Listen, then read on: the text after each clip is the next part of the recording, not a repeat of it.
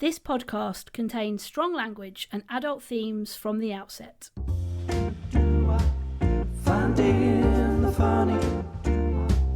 Finding the funny. With Ruth and Ange. Finding the funny. Ange, I've got a question for you, obviously, as always. Yep, hit me. With your rhythm stick. Do you remember that? Yeah. That's an Alan Partridge line as well. Hit me with your rhythm stick. Yeah. How do you feel that I, on Sunday, bought a white hoodie? Oh dear. That is, I'm not, I think you might have made a mistake. Do you think I'll wear it any more than once? No. Also, you wearing white but this is never going to work because the hoodie's really nice, but it's me. Yeah. Like, do you mean it's you in the sense because of your problems with spilling shit down your front? Yeah. Yeah. What about if I wear that when I eat tomato soup? No. I think the only time you can wear that is if you're not going to eat anything. Yeah. I mean, so think of the weight loss. Think of the weight loss. If you're going to be going out and you know there's going to be no kind of food or beverage involved, you can wear it. If there's a likelihood that you might eat something, forget it. Or get yourself a bib. When I got home and I showed Matthew, oh God, he stared at me for ages, frowned at me and went, "Why did you buy a white hoodie?" Yeah. And I said, "Because I really like it." And he was like, "Nah, forget it. You're fucked. You'll wear that once. It's over. You may as well just burn the money that you used on it. Yeah. Because it's just a waste of money." Is it just sheer white? There's nothing else on it. There's no sort of pattern or writing or anything. There's a little thing on the left breast that says 1982. Oh, is that because that's the year next to a... Yeah, but it's also the year I was born, which is why I quite liked it. Right, okay. So I thought that's quite cool, isn't it? Right, yeah. But yeah, it is a risk. That's a risky purchase, I think, for you, Pat, to be perfectly honest. Yeah. Yeah. Yeah, I think you're asking for a lot of trouble with that. And also, you'll end up with because you will wear it and you'll wear it when you eat. You will spill shit down it and then you'll have stains and then you'll just not ever wear it again. No, but what will happen is I'll wear it, I'll spill something down it and I'll think I've got it out. And I'll come and see you and you'll go, "Pats, what's that on your jumper?" Yeah, like, exactly. "Oh, for fuck's sake." Yeah. That's when I ate sushi and I got some soy sauce down it. What did you call it? Soya sauce? Soy sauce. Oh, I always call it soy sauce. It's just soy sauce, not soya Right, sauce. for my whole life, I have called it soy sauce. What is wrong with you? You say so many things wrong. When you just said then, now, what did you call it? In my head, I went, "Why? What have I done wrong?" I've called it. It's just soy. SOY, soy. Why have I called it soy sauce? Were you thinking it was like some sort of relation to the soya bean or something? No, I don't know what but I've forever, my whole life until this very moment now, on this podcast, with you saying, "What did you say?" made me go, "Oh shit, have I said something wrong?" I can't believe you've been calling it soya sauce. Yeah. I mean, it's like Carson Grayskull. If you do know what we're talking about, go back and listen to last week's episode. It's a funny one, and I brilliant. Get it round the wrong way. Yeah, I mean, there's been so many. One of my favourites of all time that I've got wrong was Watership Down. Yeah, but also one of my favourites is Helena Bonham Carter. Again, if you haven't listened, that's quite an old one, isn't it? Yeah, that one. That's going old. back a while. That was when I was doing the edit myself. Don't bother going back to listen to that one. Is shit. No, but it is quite funny. Just that segment where Patty thinks her name is Helen Le Bonham Carter, not just Helena Bonham Carter. Yeah. So we had this whole chat then about, I always thought her name was Helen Le Bonham Carter. I've said soya sauce my whole life. Soya sauce. That is ridiculous. Have you never seen it written down? Yes, but I've never registered. I've still always called it soya sauce. Anyway, last week we had some chat about detective work, didn't we? We did. About We had drunken nights where you've had to, Mm. I had a couple of people message me. Cutlers. I had a Cutlers. This came in from somebody on Instagram, and they said, I took a trip to Venice, 6 of us. It turned into the hangover. Nobody had a clue after 1 a.m. what they were doing. It transpired we'd ended up on a stag do in an open-air club until 6 a.m. as one of the girls knew the stag. It was the most random night of my life. One went missing, and it turned out she spent an hour on the beach on her own looking at the stars. One ended up sleeping with the best man, another with his cousin. It was total and utter carnage. All started in Venice from a very civilised dinner. I mean, that is shitting unbelievable, Jeff. And then Ad on Instagram messaged me saying, oh yes, I've got way too many, causing hangover anxiety. Drunk in Bournemouth, somehow woke up back in my hometown of Bucks. Not a clue. There was just a picture of a wheelchair on my phone. One shoe missing. That was it. Totally horrendous. I don't drink really these days anymore. Oh together. My gosh. I was in Bournemouth, ended up in Bucks. There's a picture of a wheelchair on my phone. I'm missing a shoe. God, what happened in the middle of that? Do you know what, though? Weirdly, I would like to kind of end up in those situations sometimes. Well, I think it would be fun afterwards. I mean, in the moment, it'd be like, there's something quite terrifying about it, though, isn't there?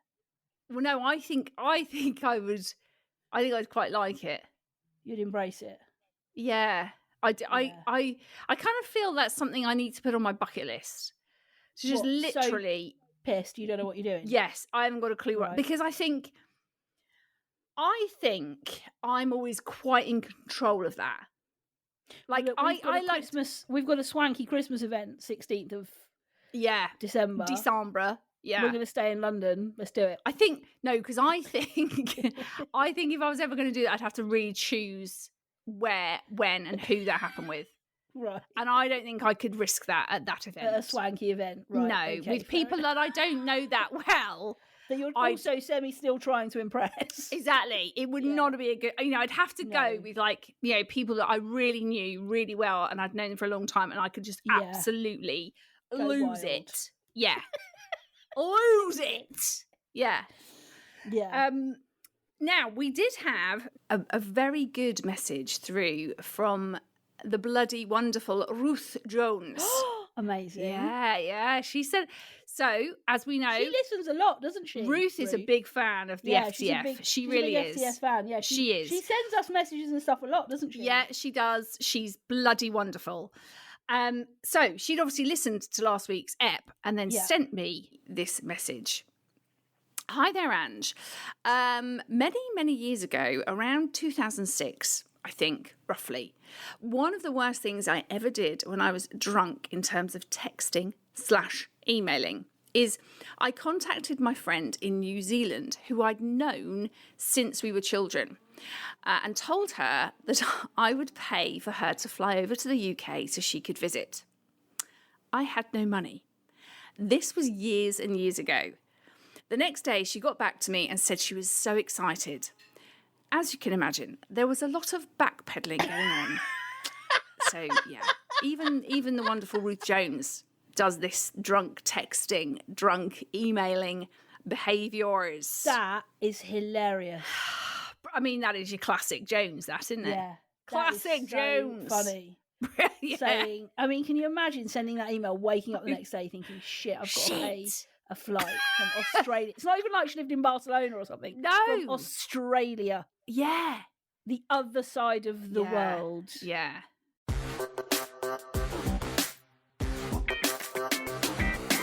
Urban Dictionoir. Urban Dictionoir. Urban Dictionoir. Urban Dictionoir.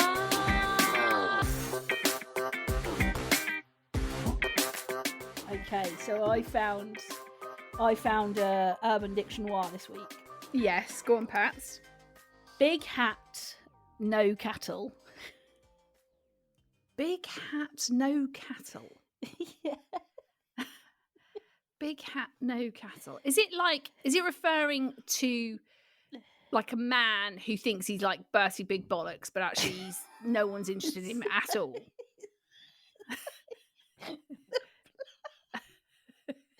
Someone who presents themselves as a person of great importance, but whose actual credentials are seriously fucking questionable. Just ignore that fool Matt and his bullshit history lectures.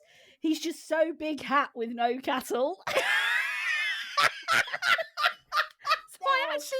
I wasn't far off there, was I? Oh, isn't that brilliant though? Yeah. Just seeing somebody I could just imagine me and you being somewhere and me just coming up really close to you and just going, see that guy over there? Yeah. Big hat, no cattle, mate. Big hat, no cattle. Yeah. I mean, that is like the typical, like, thinks he's some kind of like Bertie Big Bollocks, yeah. I mean, I was not far off, was I? You pretty much nailed it. I did, didn't I? But I just think it's such an interesting term. Big hat, no cattle. So he thinks he's some kind of important farmer. Like he's got all this shit going on. Yeah, he's dealing with cows. He's, well, he's not, is he? Because he hasn't got any cattle. No, but that's what he thinks he's doing. Right, I see. Like he thinks he's constantly herding cows, putting out fires, telling everybody what they're great at, telling everybody what they're not so great at. Yeah. Going out on his horse at weekends, driving his fast car. When actually, mate, you haven't got one single cattle. No. Who do you think in your life is the most big hat, no cattle person you know? James. Well, I was actually going to say you.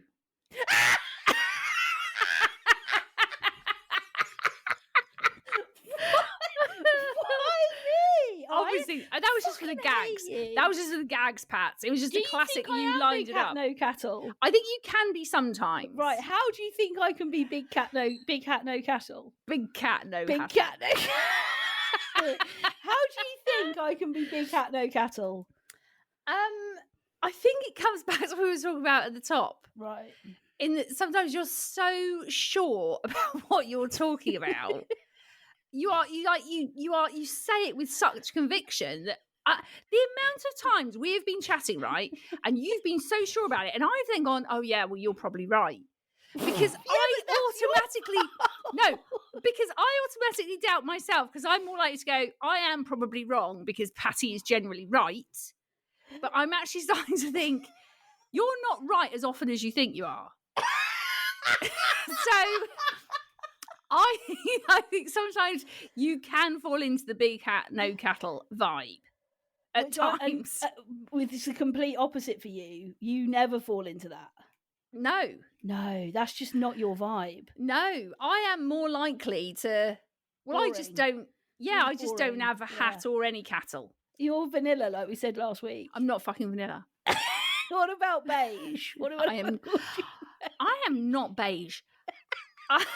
I mean, you're right. This podcast wouldn't work with anyone that was beige, would it? No, there's nothing beige about you. But you're. I'm just not. I think I know very little about most things. That is true. Actually. It is, and I am quite educated. Yeah, and I think. Yeah, I just think you have always probably been that way, whereas I am more likely to I'm just more likely to just sit back and let other people talk a lot of the time. I don't need to be though for the better. Yeah. I just think I don't feel I ever know a huge amount to say about anything, so I just don't say it. Is there anyone else in your life that you think is big hat, no cattle? I think no Marty can fall into this a bit, my husband. Yes, Marty, yes. He can sometimes be really like Bertie Big Bollocks. Yeah. And then you dig a little deeper and he's like, no, actually, that isn't what happened. Basically, you shoot him down. Yeah. And I'm like, no. And he's like, yeah, actually, she's right. That isn't what happened. You basically put a gun to his head and go, Marty, you're wrong. Bang, you're dead. You know what? There's so many people who know me really, really well who are going to listen to this episode and be like, yep. That's Ruth. There we go. That's our Patty. There's our Patty. So yeah, that was my Urban Dictionoir. And what I would like people to do this week is I'd love people to get in touch with big hat, no cattle stories that you've got of people who have been so sure of something. Who are those people in your life that are the big hat, and what are the stories that go along with it? How to prove you caught that them out? Yes. Yeah. So there's loads of ways you can get in touch with us. You can find us both on Instagram. I'm at Ruth Corden. And I'm at Ange Corden. You can find us on Facebook. Just search Finding the Funny Podcast. Or you can send us an email, hello@ruthcorden.com.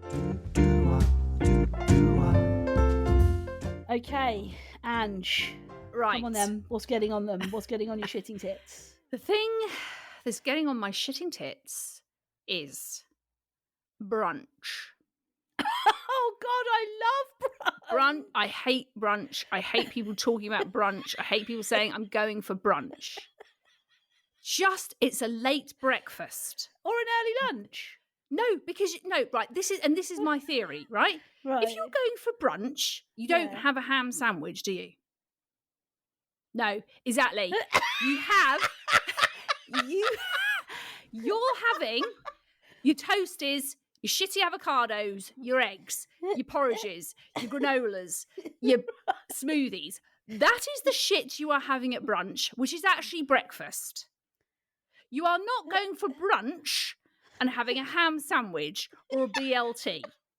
You might do. No, you okay, right. So when you go for brunch, what have you had at brunch for brunch?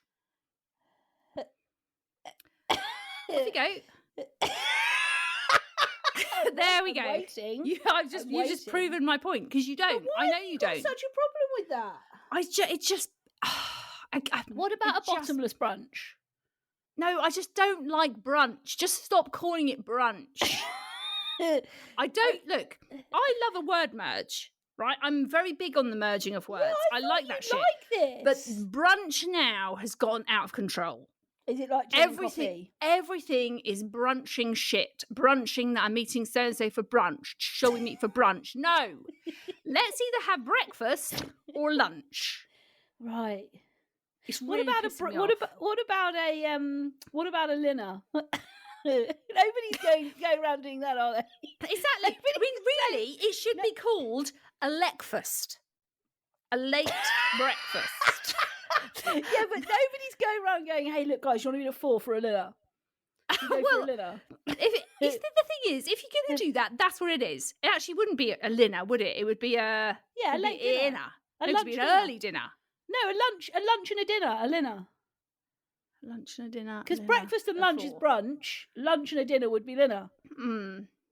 Just stop dicking around with it, basically. Just go for breakfast or lunch. Can you imagine if that started? Yeah. Should we meet for dinner? Hey, look, guys, I've got a 7 o'clock meeting, but I could do dinner at 4. Are you up for it? Yeah, exactly. Oh, I can't actually because I'm doing. No, forget it. That's not going to work. Because I'm doing brunch at 2. Brunch at 2. What are you fucking digging around with brunch at 2 for?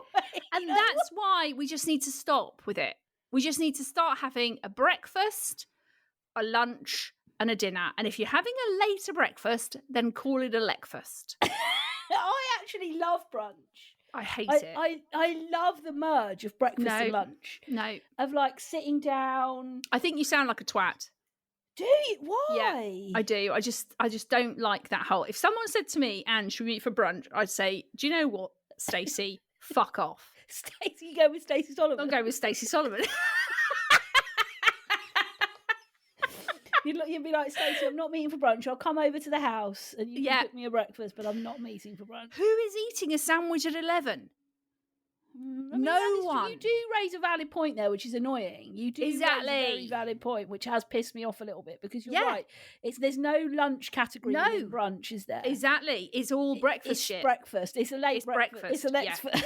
You're right. It's a leckfast. Yeah, it's a leckfast. Yeah. If you want to be calling anything, it's a leckfast. Yeah. So if that's what you want to do, that's fine. We can do that, Stace. But it's a leckfast. It's not a brunch. We can do that, Stace. I'll come out with you and do this. It's fine. Yeah, it's fine. I'm fine to have some eggs and toast and some avocado and some chili flakes and some lime. But it's a leckfast. It's not a brunch.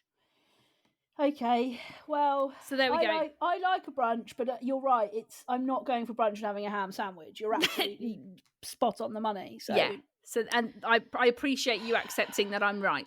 I'm eye rolling right now for being fucking right, and I've had to actually say the words. Yeah, like, I can't argue with it anymore. Yeah, I'm sat at my desk, shaking my head like one of those dogs that people have in the back of their cars as I speak, and rolling my fucking eyes right at you. Yeah.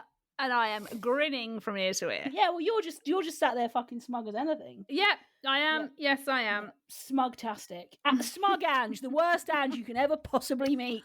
Smange. You see, that's a good mashup. That's a good merge. That's a good word merge. Yeah.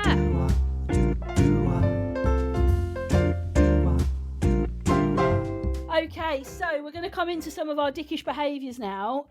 We had a dickish behaviour in from Sarah on the gram, and Sarah says, individually sent text or WhatsApp messages in sentence rather than one longer paragraph, making your phone ping incessantly. I do this. Yeah, you do.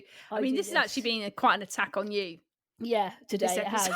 Yeah, I mean, they all feel semi like that. I'm not gonna lie. All episodes feel about like a 15% attack on me. This one feels like a 75% attack.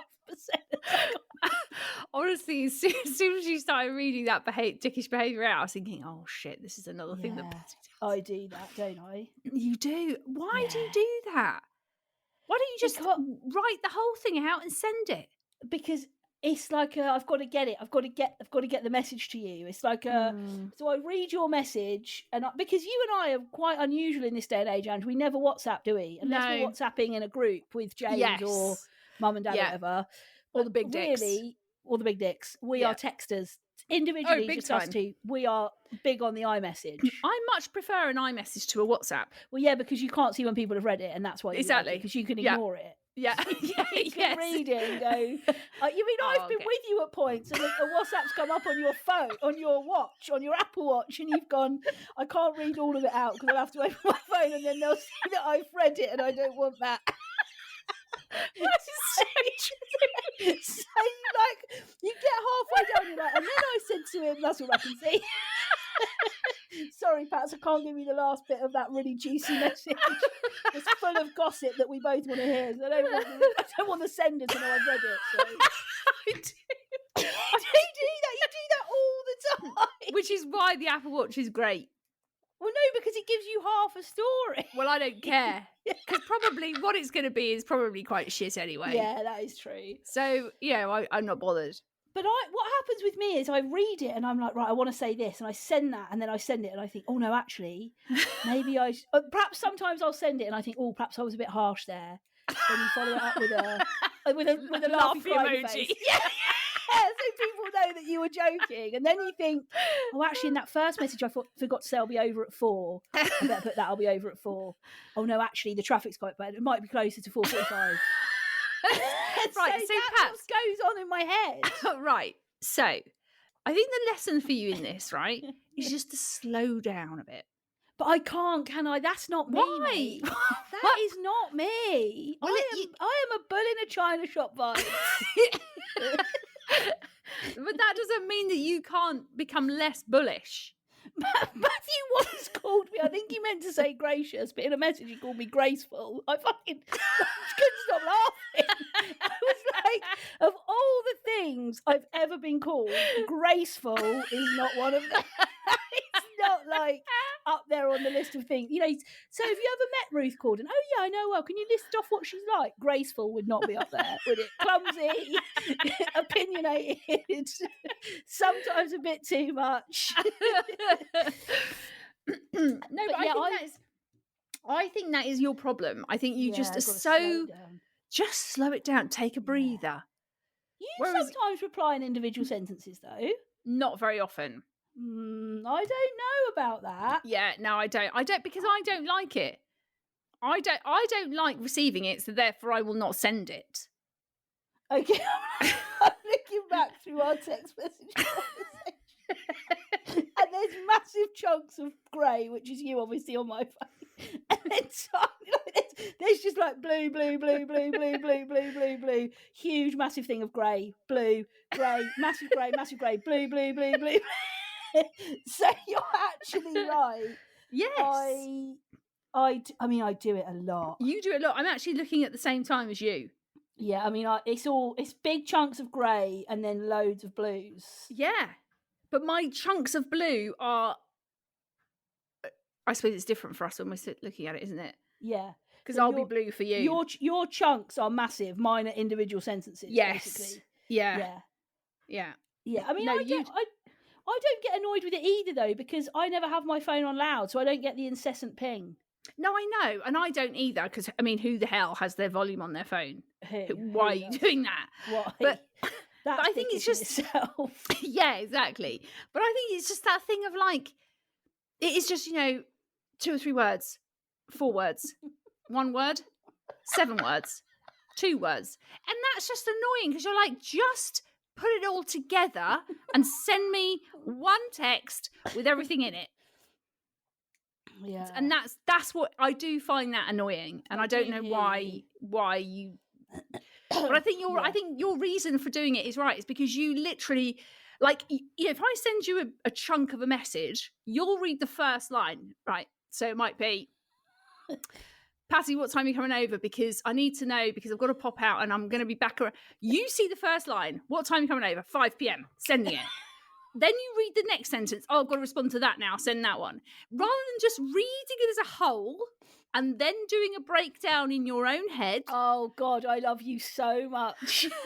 I love you so much. Honestly, in this moment right now, I fucking hate you.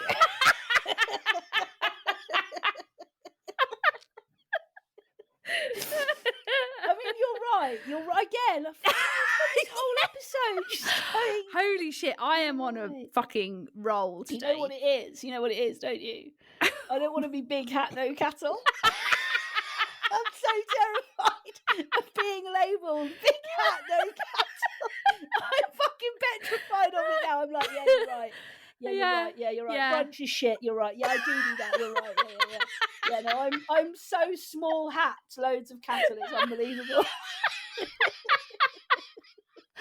Oh dear, Pats. Well, look, I think I do it, but I've now realised it is probably dickish. Yeah, it's just. Yeah. I just think you need to slow down. Read the thing as a full. Reply in a full. In a full. Reply in a full. Read the thing in a full. Reply in a full. That could go in the Urban Dictionary. Replying in a full. What does that mean? It's when you reply to a text message with a full text message, not in individual sentences. Yes, that is it exactly. Reply in a full. Reply in a full.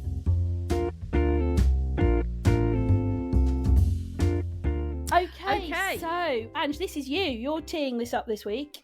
Well, I think when we were doing our prep, we were sort of, as we always get to this point, we sort of think about what we could talk about, if there's anything current. And I said to Pats that I really think in and around all the Halloween shit that obviously, we do find a bit funny. We take the piss out of it a little bit. But I do think that there is this kind of pressure on people to have to kind of do all of this stuff all of the time. So whether it's Halloween, whether it's Christmas, whether it's fireworks, and I just think the pressure that I think a lot of people feel to do it, and then they see other people doing it, so they think, oh, I better go and get a load of pumpkins, I better decorate the house with a load of wet. And I just think there is a real pressure on people. I just think it is something that probably a lot of people feel a lot of the time, especially at this time of year.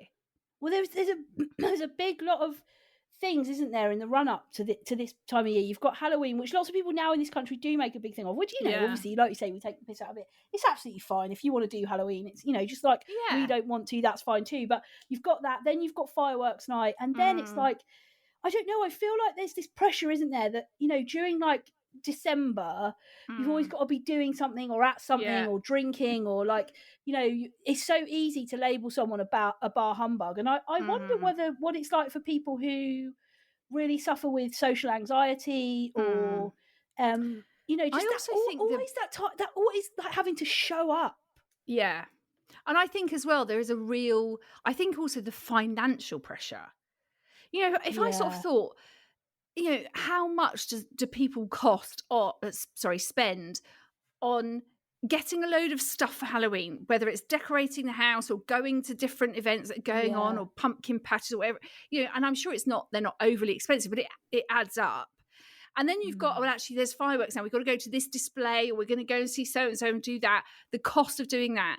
And then you start getting into those realms of, oh my gosh, and now I've got to start like trying to fund Christmas and buying gifts. And I think that's another, I think the pressure on people, and it's probably been like this for a while, to be, and I think probably the whole kind of Instagram social media world we live in. Oh God, this element of kind of showing what you're doing, what you're buying, what you're gifting.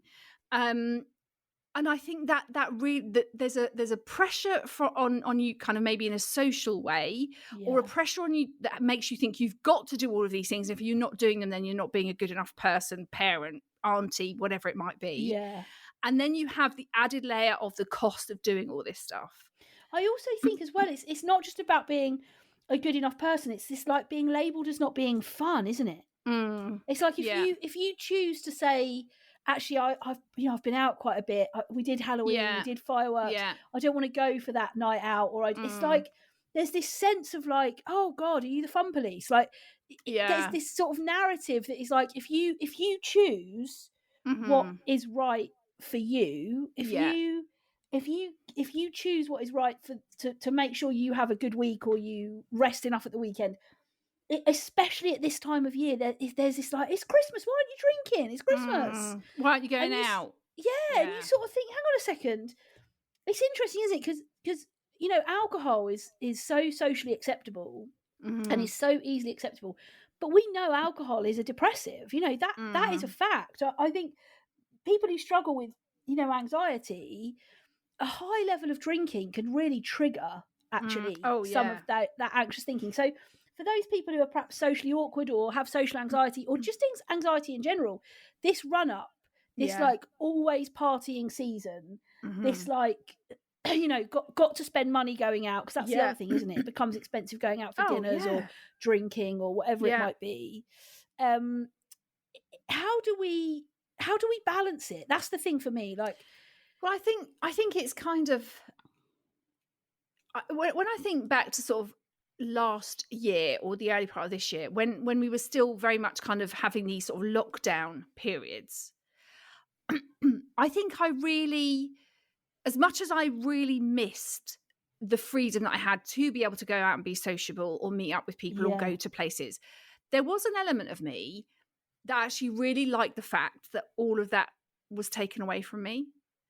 And I think maybe that is something that I think we kind of have to maybe keep reminding ourselves of, is that those times that we've lived through where you haven't been able to do it, yes, it's been difficult and it's been restricting, but actually there was a lot I took from that made me go, I need to be more specific with what I choose to do. Absolutely. And when I know I want to do it and I want to see that person or I want to go there, I'm going to do it. But actually, I'm not going to make it that I feel like I have to do everything all the time. Yeah. And it's okay to go, do you know what? I was out a lot last weekend. So this weekend, I'm actually just going to be at home. Yeah. And I'm going to just chill out. I'm going to do some stuff with my kids, or I'm going to go and see my sister. I'm just going to be more home. Yeah. And I think maybe that's something that, because now life is fairly normal. Yeah. Maybe everyone is going a bit mental and a bit crazy for doing this stuff all the time. Maybe. And actually that's kind of why it is all a bit kind of maybe a bit over the top at the moment. But I just think it's just being aware of how you feel as a person, what maybe you can and can't cope with, and just kind of putting those boundaries in for yourself, I think. And I think just you're right. Sorry, go on. Well, and I just think just trying not to allow any of those sort of outside influences affect you or make you feel like, oh, I've got to be doing that and I've got to be doing this because so-and-so down the road's doing it or my mate's doing it. Do you know what? It doesn't matter. I think as well, you're right. Excuse me, the pressure to spend money at Christmas is almost getting obscene, isn't it? Like, it is. It honestly especially if you've probably got children, I think. Like this one-upmanship, like, you know, my kid got the best trainers, or my kid got the best Gucci handbag, or my, you know, and I think the visual world that we live in, to be able to display that so publicly. Totally. And look, you know, it's not worth getting in that much difficulty for that one day. It's like, it's just not worth it. And I think what last year taught me about Christmas was that actually the thing that I missed deeply, Yeah. take all the presents away, take all the other stuff away. The thing that I missed deeply was being with you and James and Mum and Dad and Ian and the kids. Time. And, like I just missed all of us being in a room together. And I think if there's anything I want to hold on to, it's that this obscene show of like, this is how much I love you, the pressure that people feel, especially if you've got children. I mean, I think it's so hard now. When you and the other thing for me, isn't it? It's like, God, this notion of Father Christmas is lovely and amazing, but for those kids in school, that go into school and hear that somebody got a PlayStation, and they got a selection box, and it's like, God, this whole like notion of like, it's how good you've been is what you get. And there's just some kids out there whose family save all year and still couldn't ever match up to a pair of Nike Air trainers, a PlayStation 2 football kits, and whatever else. And I think we've got to start to say in society that stuff really doesn't matter. No, it really, really doesn't matter. And I can't imagine what it must, the pressure of being a parent and this rolling around and thinking, how are we going to get them all the things that they have asked for and still stay afloat? Like, I think that is totally. And I think, you've only got to add into that, I have a birthday in November. Ian has a birthday in just, you think, no, those other things don't stop. There's still going to be those birthdays that are around this time of year as well, which is just another added layer. And I think it's just, I think sometimes, and I've actually been thinking about this a lot recently, is given the different Christmas we had last year, and that we couldn't be together, and like you say, I think that was the hardest part. It take away all the other stuff, not being able to be with the people you love. That was the hardest part. And I sometimes think I like the idea of saying, do you know what, I'm gonna, instead of getting you a gift, I want to say we're going to go out and do this together, or actually book something in for like January or February, where you say, do you know what, we're going to go and have a nice meal out together. And I'd rather put the cost to doing something like that, where I'm actually getting that time with you or with someone I love, and it being, something that we can remember and something that will be special for us, rather than it being something that's wrapped up in a box that you might really like and you might use for a bit, but then eventually it gets shoved in a cupboard or you don't wear it, or so I think there's something around sort of creating those sort of moments and doing things with people, rather than it having to be a physical, I am giving you this scarf, or I'm giving you this and I think there's, so I think it's just, I just think it's being really conscious about the things that are important to you, and trying not to allow any of those outside pressures to make you feel like you have to do any of this stuff. If you want to do it and you can afford to do it and you love doing it, great. But if you don't and you can't, then that's exactly, it should be absolutely fine for you to be that way too. So finally, let's do a quick therapy check-in. How did it go? Who did you see? How did it go? Well, no. So I'm going on Wednesday. Oh, you're going on Wednesday. Have you spoken to anyone else?